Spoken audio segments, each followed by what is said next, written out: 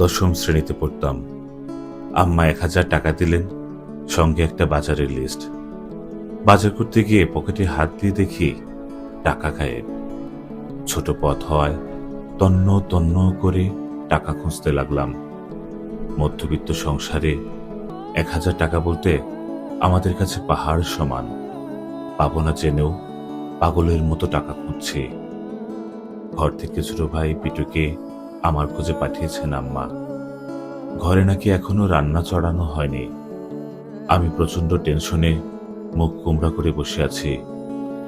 পিটু বাড়ি চল বলে ঘ্যান ঘ্যান করতে লাগলো। হঠাৎ ঠাস করে গালে একটা চড় বসিয়ে দিলাম। পিটু হতভম্ব হয়ে তাকিয়ে আছে, আর আমি হু হু করে অবুঝের মতো কাঁদতে লাগলাম। পিটুর ফর্সা গালে দাগ বসে আছে।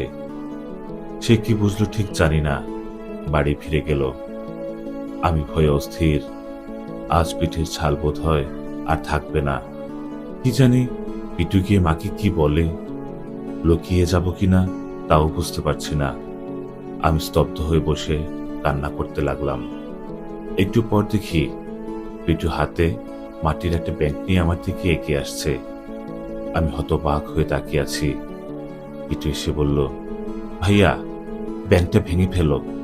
জানি না কত টাকা হয়েছে, 1 বছর ধরে জমিয়েছি। বাবা প্রতিদিন 2 টাকা দেয়, মাও দিত। ভাইয়া, তুমি অনেক টাকা দিয়েছ, আমার কাছে হিসেব আছে। তুমি এ পর্যন্ত 155 টাকা দিয়েছ। কিছু না ভেবেই পিটুকে শক্ত করে জড়িয়ে ধরলাম। বোধহয় অনেকক্ষণ ধরে কেঁদেছি। পিটু বলল, ভাইয়া, শুধু কি কান্নাই করবে, নাকি ব্যাংকটা ভেঙে টাকা বের করবে? মা অপেক্ষা করছে তো। 2 ভাই মিলে রাস্তার উপর ব্যাংক ভেঙে টাকা গুনছি। আমার মনে হলো এই দৃশ্যটাই পৃথিবীর সবচেয়ে সুন্দর দৃশ্য। প্রায় 1200 টাকা জমেছে বিটু। অনেক দিনে জমানো টাকা খরচ করতে কষ্ট হচ্ছে, কিন্তু আমার উপায় নেই। বাজার বাবদ 900 টাকা খরচ করলাম। 50 টাকা দিয়ে পিটুর জন্য নতুন একটা ব্যাংক কিনলাম এবং এবং সেখানে বাকিটাকে রেখে দিলাম।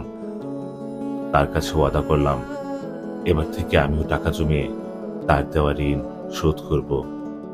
সে তাকিয়ে হাসলো।